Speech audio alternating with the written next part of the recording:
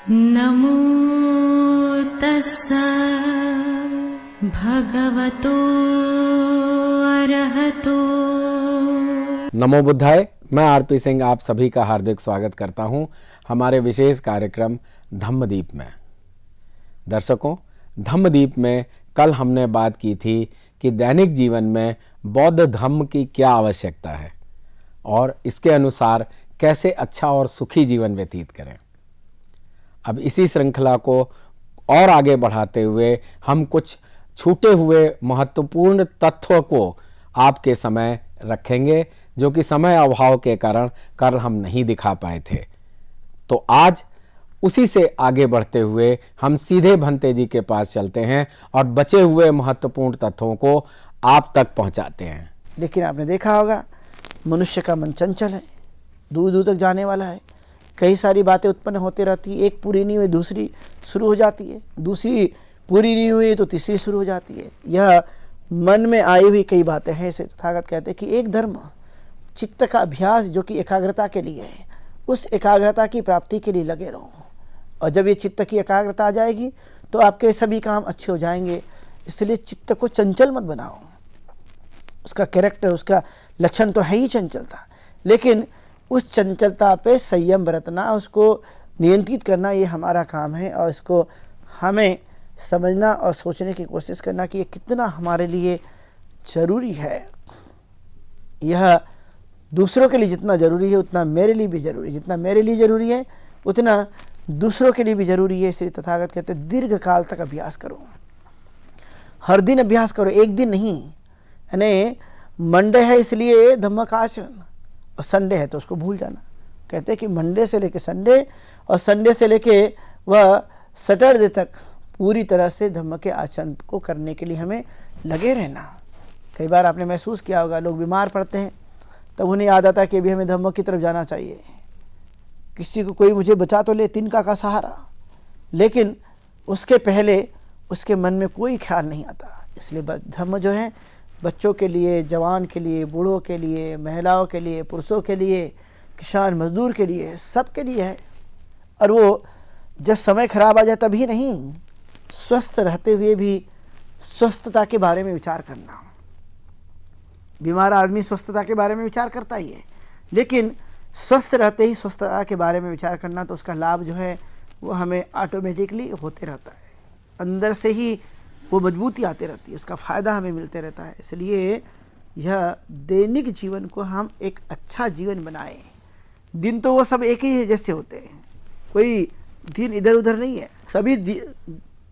सभी दिन आपको समय बराबर दिखाई देंगे, लेकिन उसमें एक चीज़ है, वो हम जो करते हैं उतने समय में उसका फल हमारे जीवन काल में आता है, और वो फल हमारी कहीं ना कहीं बहुत ज़्यादा सहायता करने में लग जाता है। इसलिए प्रसन्न होकर, खुश रहकर, अपने मन को हर्षित रख करके अपने काम को करने की पूरी तरह से कोशिश में लग जाए। और जब हम उस कोशिश में लगते हैं तो आप देख पाएंगे कि वो किस तरह से, किस ढंग से हमारे अपने जीवन को बदलते हुए रखा गया है, और वो भाव अपने जीवन काल में हमने लाया है, और वो धम्म के अभ्यास से लाया है। धम्म एक दिन अभ्यास करने के लिए नहीं, वो सतत गति के साथ अभ्यास करने के लिए है। एक दिन भी जितना है उतना भी वो हर दिन है। इसलिए हर दिन मेरे लिए एक नया जीवन है, हर दिन मेरे लिए एक नया काम है, हर दिन मेरे लिए एक वास्तविक और सच्चा दृष्टिकोण है, जिसके आधार पे मैं जीवन को जीने के लिए आगे बढ़ा रहा हूँ। और इसलिए वैसे के वैसे दिन नहीं, हर एक दिन हमारे लिए नया होना, ये हमें लगना कि ये नया है, तभी मनुष्य सही मायने में अपने जीवन को जी सकता है। इसलिए उन्होंने क्रोध को, ईर्ष्या को, मोह को, तृष्णाओं को पूरी तरह से समाप्त करने पर जोर देते हुए समझाने की कोशिश की है, और इसको हम अपने जीवन काल में ठीक तरह से आचरण करते पर जोर देते रहें, तभी मनुष्य श्रेष्ठ है। तथागत कुछ बातें श्रेष्ठता की बताते हैं। उन्होंने कहा कि बहुत सारे लोग तो होते हैं, 4 लोगों के बारे में उन्होंने बड़ी अच्छी तरह से वर्णन करके बताया। तथागत गौतम बुद्ध से कुछ पूछने भी आए लोग कि बताओ कि अच्छा आदमी कौन होता है। तब तथागत गौतम बुद्ध उन्हें बताते हैं कि पहला आदमी जो अपना भी कल्याण नहीं करता, दूसरों का भी कल्याण नहीं करता। दूसरा आदमी जो अपना कल्याण नहीं करता लेकिन दूसरों का कल्याण करता है। तीसरा आदमी जो अपना कल्याण करता है लेकिन दूसरों का नहीं करता।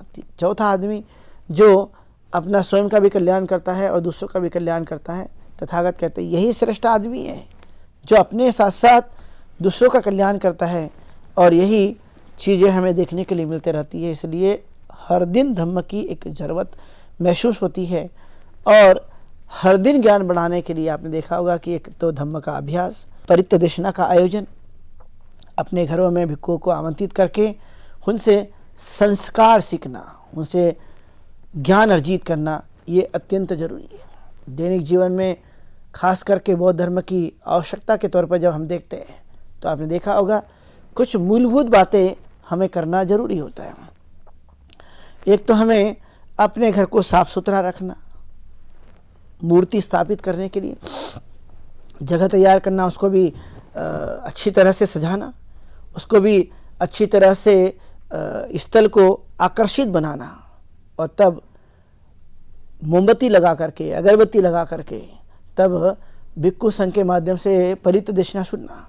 जब हम सुनते हैं तो सुनने के बाद में जो हमने वचन सुने हैं वो हमारे दैनिक जीवन में किस तरह से फील करता है हमें, क्योंकि जब अच्छी बातें कानों पे पड़ती हैं तो अंदर से वो सकारात्मक भाव उत्पन्न होते रहता है। लेकिन जब कोई बातें उत्पन्न नहीं हुई है, कुछ सुनने नहीं मिला है, तो कैसे अच्छे भाव पैदा होंगे। इसलिए उन्होंने कहा कि परित्यदेशना जो कि हमारे सुनने के लिए बड़ी अच्छा लगता है, तो वो हमें बार बार उस पर करने पर जोर देते रहना। इसलिए कुछ प्रमुख धम्म के विचार जो हमें करना पड़ता है, क्योंकि हम सब मनुष्य हैं और मनुष्य के जीवन में ये सब बातें देखने के लिए मिलेगी। इसलिए उन्होंने कहा चाहे यानी गर्भ में जब बच्चा हो तब उस संस्कार को करो, जब मनुष्य जन्म ले ले तो नामकरण को करो, जब थोड़ा बच्चा हो जाए तो स्कूल भेजने के लिए या तो प्रवज्जा ग्रहण करो या फिर स्कूल में जाओ, वो भी एक संस्कार है। जब बच्चा बड़ा हो जाए तो उसकी शादी कर दो, भी एक संस्कार है।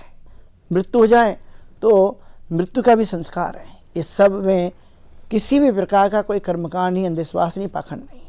वो कहते हैं कि पूरी तरह से रेशनल माइंड, वैज्ञानिक थिंकिंग और वास्तविक विचारों को हमें आत्मसात करते हुए उसको पालन करना हर दिन के लिए, एक दिन के लिए नहीं। और जितना हम उसको पालन करते चले जाते हैं, उस पालन करने की वजह से वो हमारे दैनिक जीवन में वो सभी बातें देखने के लिए मिलते रहती है। इसलिए हर दिन के लिए ये जरूरी है।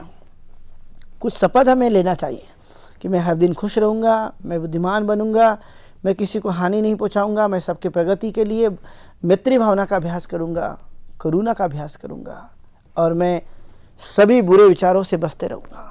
जब हम हर दिन ये सोचते हैं मैं बुरे विचारों से बचते रहूँगा, इसका मतलब है अच्छे विचारों का लाने के लिए मैं प्रयास करूँगा, क्योंकि अच्छे विचार मुझे अच्छा बनाएगा। मनुष्य के विचार ही उसको महान बनाते हैं, मनुष्य के विचार ही उसकी प्रतिभा को आगे निखारते हैं, और उसकी प्रतिभा हर दिन कहीं ना कहीं वो निखरते चले जाती है। लेकिन कोई दूसरा नहीं निखारेगा, हम ही अपने चरित्र का निर्माण करते हैं, हम ही अपने उस कर्तव्य का निर्वाह करके हम उस अवस्था तक पहुंचते हैं जहां पर एकाएक से जाना बहुत मुश्किल है।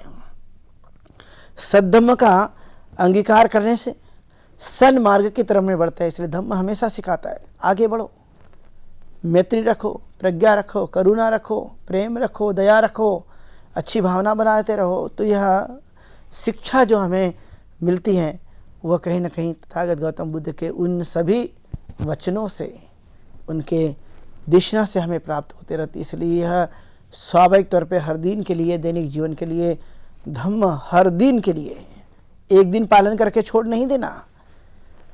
प्राप्ति एक दिन जैसे होगी, लेकिन जब आप बार बार करेंगे तो उतने दिनों की प्राप्ति हो सकती है। और इसलिए सच्चा धर्म दैनिक जीवन में यह जो हत्यारे थे, डाकू थे और अलग अलग प्रकार के लोग थे, उनको भी सहायता जब मिली तो उन्होंने इसका आचरण किया, और ये आचरण करके वह बेहद अच्छी तरह से अपने जीवन को जीने में लग जाते हैं। और लगने की वजह से वह किस रूप में हमें वास्तविक रूप से देखने के लिए मिलते रहता है। तो यह कोई सरल विषय नहीं है, यह अपनाने के लिए, प्रयोग करने के लिए, आत्मसात करने के लिए ये धम्म कहा गया। इसलिए नतावता धम्म धरो, यावता बहुभाषति। वो कहते हैं कि ऐसा वैसा धर्मधर नहीं होता है, ज़्यादा बोलने से भी धर्मधर नहीं होता। जो धम्म को जान करके आचरण करता है वही धर्मधर है। सिर्फ बोलता है लेकिन करता नहीं। जो बोलता है वो ऐसा करता है इसलिए वो धर्मधर है। जो जैसा बोलता है वैसा करेगा तो वह तथागत है। और ये तथागत के वचन हर दिन के जीवन को बेहतर बनाए रखने के लिए कहीं ना कहीं इसकी मदद मिलती है। अपने घरों के बालक हो, उन्होंने बड़ों की सेवा करना, आदर करना, अध्ययन करना, पढ़ाई करना, ज्ञान अर्जित करना, जितना वो कर सकते हैं। और वो जितना विनम्र बनेंगे उतना हमें ज़्यादा अच्छा है। एक अच्छे व्यक्तित्व का निर्माण करने के लिए, समाज को खुशहाल बनाने के लिए, परिवार की तरक्की कराने के लिए ये कहीं ना कहीं जो सील हैं, विनय हैं, जो हमारी अपनी खुद की सहायता करने पर जोर देते रहता है। जितना बार बार करे किया जाएगा उतना ही इसका लाभ भी प्राप्त होते रहता है। इसलिए तथागत ने सबसे पहले 5 लोगों को दीक्षा दी थी, देशना दी थी, और पास से न जाने कितने लोग तैयार हो गए। और जब वो तैयार हुए तो उन्होंने दूसरों को तैयार किया, और जब दूसरे तैयार हो गए उन्होंने दूसरों को तैयार किया। तो ऐसी श्रृंखला चलती गई और श्रृंखला चलती गई और लोग बदलते गए, लोग जुड़ते गए, और ये पूरी तरह से संघ तैयार हो गया। और उस संघ को जो तथागत गौतम बुद्ध ने बताया वह है एक श्रावक संघ, जो सिर्फ खुशी बांटता है, जो सिर्फ आनंद की बातें बताता है, जो हमेशा विकास की बातें बताते रहता है। तो ये कोई साधारण नहीं है। जो धर्म दिया गया, बताया गया और उस आधार पे अपने जीवन को बेहतर बनाए, तो यह हमें अपने जीवन काल में जिस साधन के साथ, जिस सुविधा के साथ, जिस शिक्षा के साथ हमें आगे बढ़ना है, तो वह बढ़ने के लिए किसी भी प्रकार की कोई कमी न रह जाए जीवन में। बाद में हमें लगा कि ये करना होना चाहिए था, तो इसलिए तथागत कहते कि हर दिन के लिए जब चित्त में अच्छी बातें उत्पन्न तत्काल कर दो, इंतजार करने की कोई ज़रूरत नहीं है। क्योंकि जब हम ये सोचेंगे तो हमें ये बात दिखाई देना शुरू हो जाता है। इसलिए उन्होंने कहा कि आप अपने अच्छे दोस्त भी बनाओ, अच्छे बुरे की पहचान कर लो, और जब आपको पहचान हो जाए तो तभी आगे बढ़ना।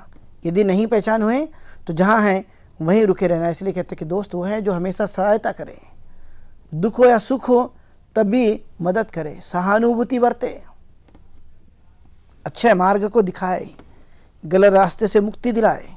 वह सही मायने में हमारे लिए सच्चा दोस्त है।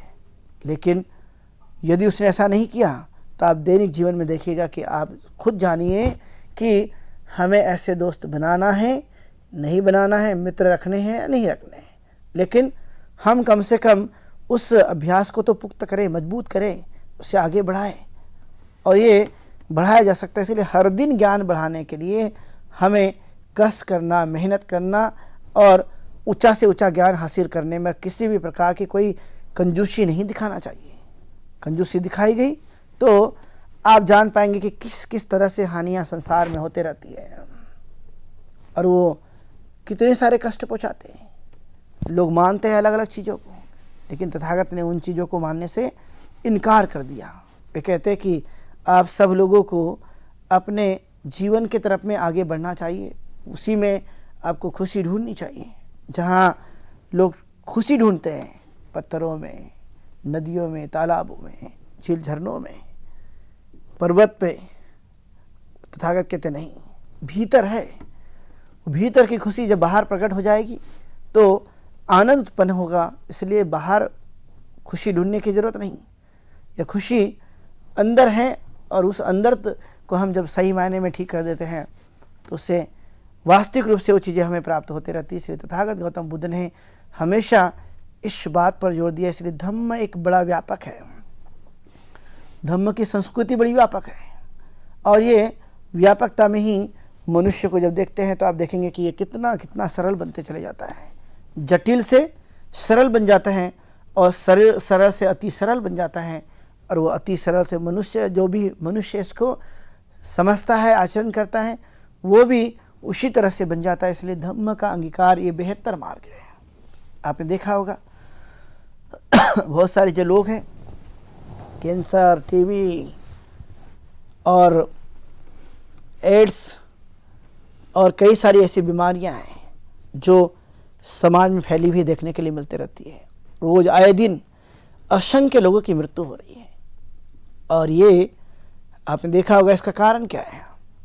तो आपने देखा होगा इनका कारण है इसका पर्यावरण, साथ में हम जो चीज़ें ग्रहण करते हैं उसकी वजह से निर्माण होता है। बहुत सारे लोग सिगरेट, बीड़ी, तंबाकू, अफीम, गांजा, चरस, ड्रग्स इत्यादि चीज़ों को ग्रहण करते हैं। तो क्या वे आदमी के जीवन में ये बीमारी नहीं फैलेगी या बड़ी से बड़ी बीमारी नहीं फैलेगी? तो देखा गया कि जरूर फैलेगी। क्या उपाय है इसका?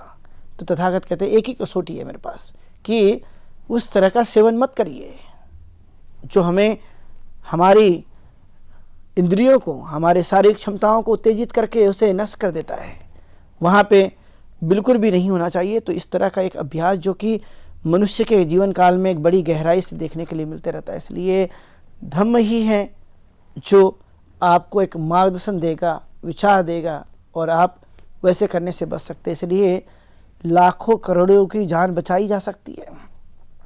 लोग आपने देखा होगा आए दिन एकाग्रता के अभाव के कारण, टेंशन की वजह से अपघात होते हुए दिखाई देता है सड़कों पर, नाना जगहों में। और ये अपघात ये सबसे बड़ा दुख का कारण बन जाता है। इसलिए उन्होंने कहा नहीं, अपघात करने की कोई ज़रूरत नहीं। जो जीवन मिला है उसे जीते रहिए, लेकिन रास्ता बदल दीजिए। जब आप रास्ता बदलेंगे, जहाँ कठिनाई हो रही थी उस रास्तों को बदलेंगे तो सरलता आ जाएगी। और जब सरलता आएगी तो आप किसी भी प्रकार की परिस्थिति से गुजरेंगे नहीं। यह गारंटी, यह पहल कोई और नहीं कराता है। ये गारंटी, ये पहल हम स्वयं के अंदर से जीवन में लाते रहते हैं। और इसलिए तथागत ने कहा कि कर्म को अपने संस्थान मानो, वही हमारे जीवन के लिए एक आदर्श है और कोई चीज़ें आदर्श नहीं। और अपनी पवित्रता को बनाए रखने पर जोर देते रहो। जब पवित्रता बनी रहेगी तो आपके माध्यम से काफ़ी कुछ अच्छे कार्य संपन्न होते रहेंगे, अच्छे कार्य पर बल मिलते रहेगा, अच्छी चीज़ों को आप प्रोत्साहित कर सकते हैं। इस तरह से बताते हुए उन्होंने पूरी तरह से समझाने पर जोर दिया, बल दिया और अलग अलग तरह के उन्होंने लोगों को जीवन जीने के लिए एक ही शिक्षाओं से लाभान्वित करते हुए कहा कि ये बात मानिए। और जब ये मानेंगे तो आपके जीवन में कुछ अच्छा बदलाव आएगा। इसलिए मैं हमेशा बताते रहता हूँ कि दैनिक जीवन में उठते बराबर अपनी नई सोच को आधार दो, सबके प्रति अच्छी भावना रखो।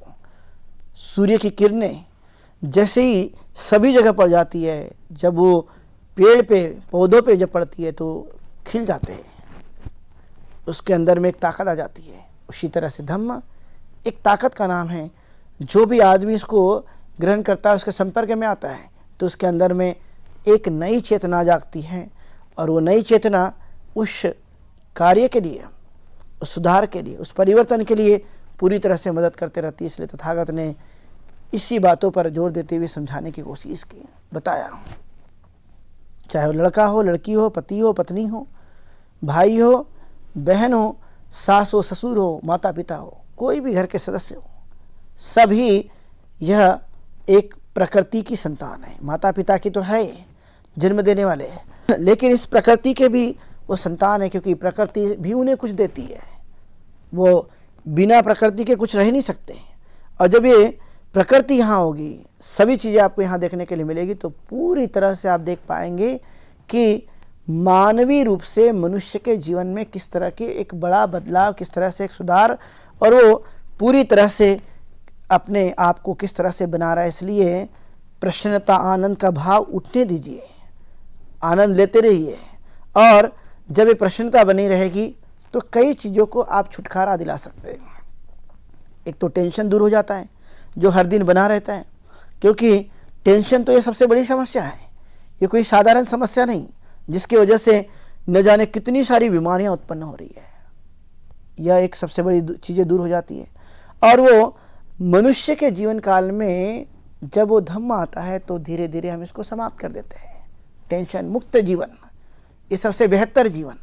और ये बेहतर जीवन को हम बनाए रखने के लिए हर दिन कम से कम ये चीज़ें ग्रहण करना बहुत ज़रूरी है। और जब हम इसको ग्रहण करते रहते हैं तो खुशी आनंद का जो भाव है वो अंदर से भीतर से आता है।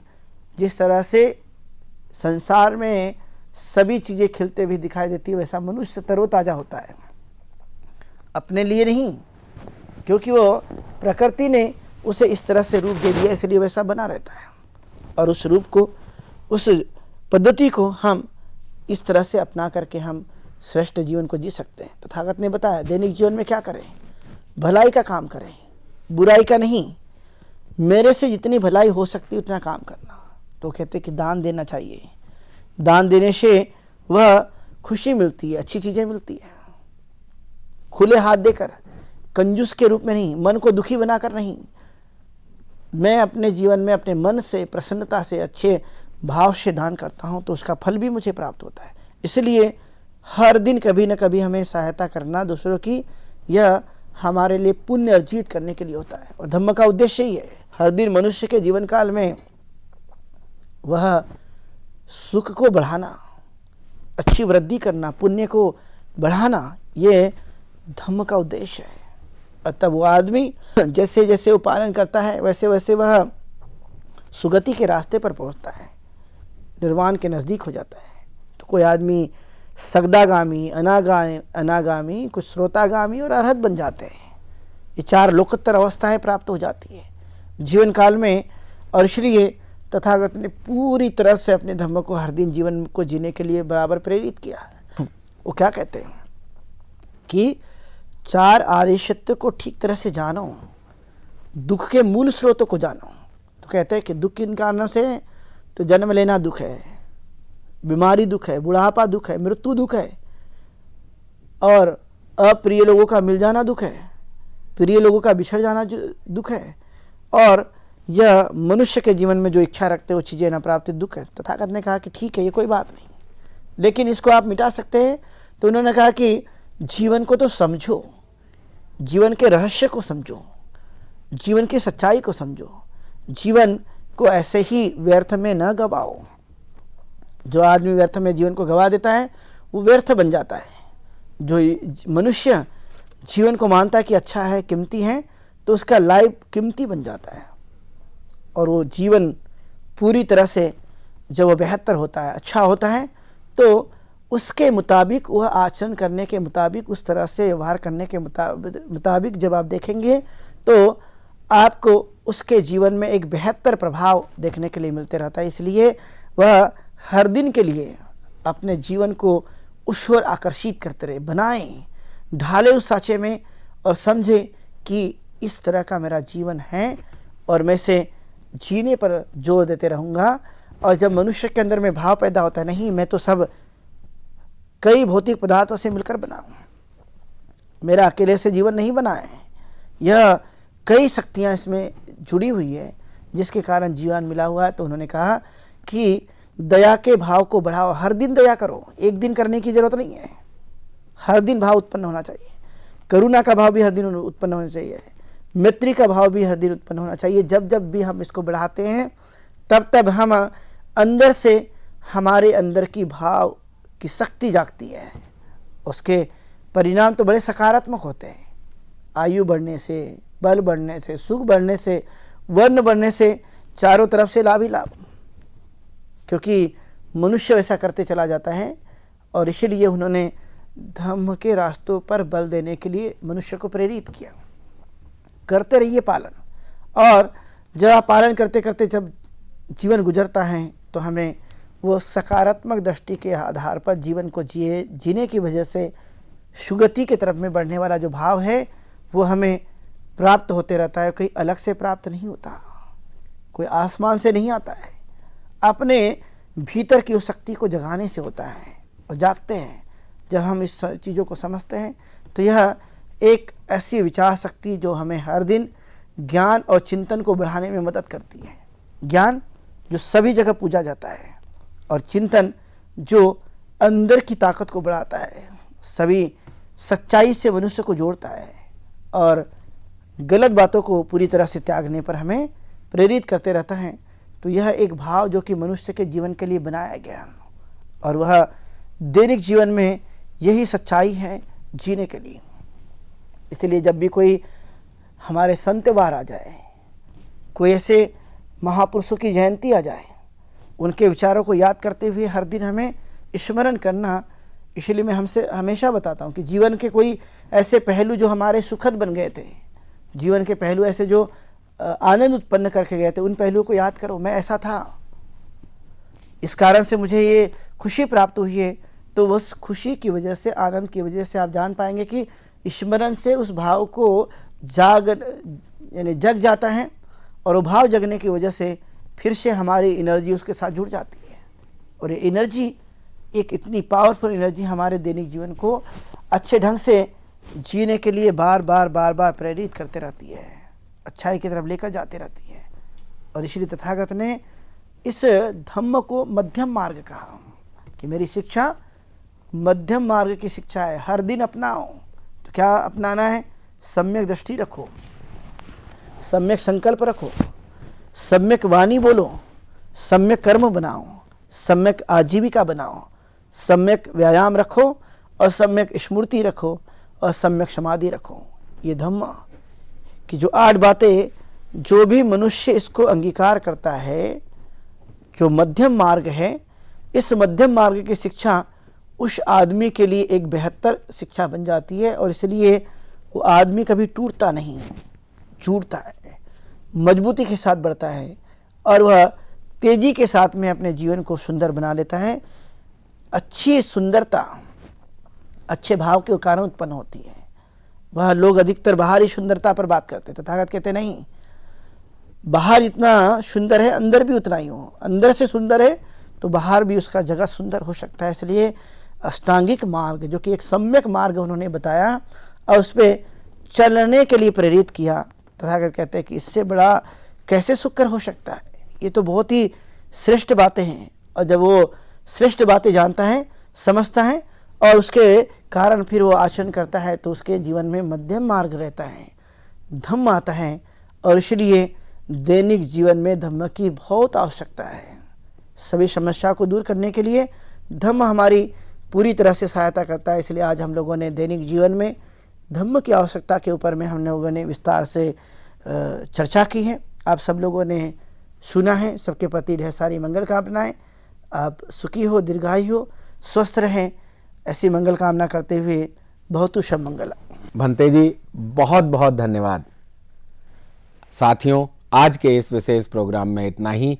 अब समय हो चुका है आज के प्रोग्राम के विश्राम होने का, लेकिन उसके पहले आपको बताते चलें कि आपके मन में भी जो प्रश्न हो, जो जिज्ञासाएं हों, वह आप इस प्रोग्राम में पूछ सकते हैं। और प्रश्न पूछने के लिए आप हमारे व्हाट्सएप नंबर 9639010109 पर आप प्रश्न पूछ सकते हैं, या हमारी ईमेल आईडी subhartibuddha@gmail.com पर भी आप भेज सकते हैं। तो उम्मीद है कि आप अपनी जिज्ञासाओं को दबाएंगे नहीं और हमारे इस प्रोग्राम का हिस्सा बन अपनी जिज्ञासा को शांत करेंगे। तब तक मैं आरपी सिंह भंते डॉक्टर चंद्रकीर्ति जी के साथ लेता हूं विदा। कल इसी समय आपके समक्ष फिर उपस्थित होंगे। नमो बुद्धाय। नमो तस्सा भगवतो अरहतो